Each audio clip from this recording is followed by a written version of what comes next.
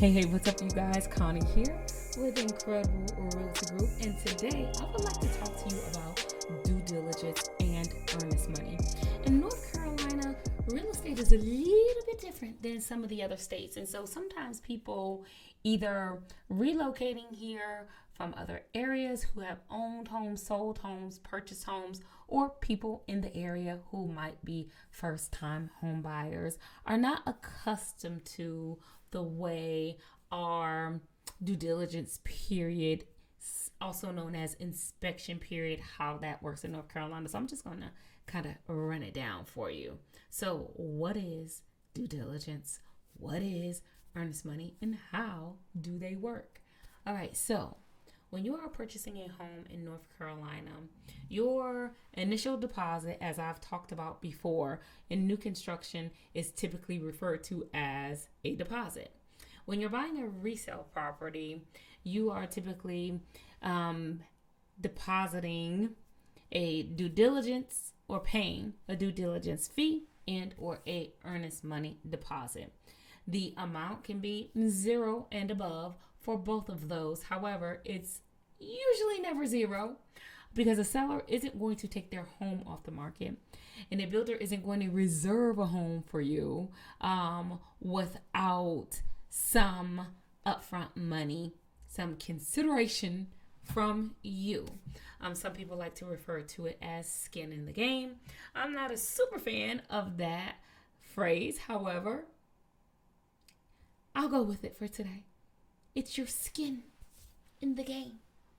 And sometimes you need it to play. Sometimes it can be the difference of your offer being accepted or not. When you have two offers that are very similar, sometimes the deciding factor might be the due diligence and or earnest money. Now, due diligence is a fee. It's something that you give to the seller and they put it in their pockets, and more than likely, you'll never see that money again. It's gone. You will never get it back. It doesn't matter if the house doesn't appraise. It doesn't matter if there's a laundry list of repairs that the seller says they're not making. That money is non-refundable. But what it does do, it gives you the opportunity to look at the home with a fine tooth comb, a magnifying glass, kick the tires, so to speak, take out your spectacles, and take a really good look at the home. And within that time period, if you change your mind for any or no reason at all, you walk away with no consequence, no recourse, other than the fact that you forfeit that due diligence fee. The only way that you would get it back is if the seller breaches, which I've never experienced that, and I don't believe it happens very often. So I like to be very clear about the fact that the due diligence money, in most instances, is non-refundable. And sometimes it's very difficult for people to wrap their heads around the fact that you do not get this money back, even if the house doesn't appraise.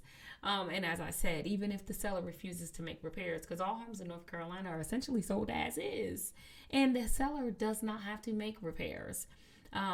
They can be negotiated, but they do also have the right to say no and that they're not going to make repairs. And I like to look at this due diligence period, the inspection period, as the opportunity for you to be sure that you want to move forward with this process. And then you have your home inspection, which gives you kind of like your honey-do list or your list to go back to the seller and negotiate based upon the condition or unforeseen things that may be problematic that you would like the seller to address.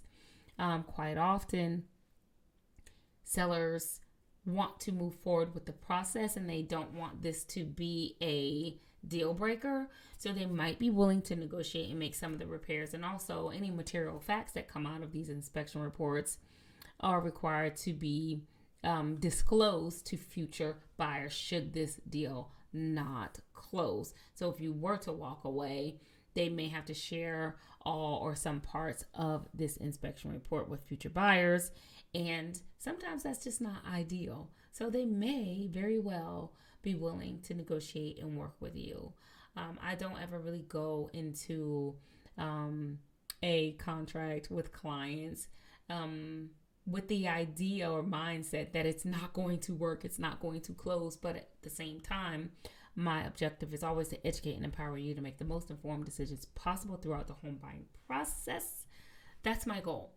And we really want to do a lot of upfront work to make sure that this is the right house and you want to move forward, so that it reduces the likelihood that you may walk away, although you may make that decision for whatever reason, and it's okay.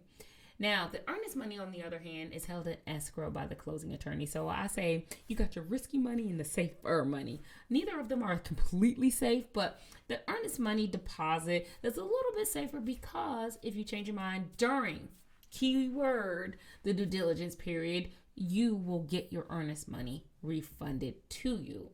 However, once the due diligence period has ended, they may be able to keep both the due diligence and earnest money if you do not close or perform on what you agree to in your offer to purchase and contract. So I just want to make sure that you understand we've got the risky and the not so risky, the money that's non-refundable under almost all circumstances, and then the money that you may have the opportunity to get back if you terminate within your due diligence period.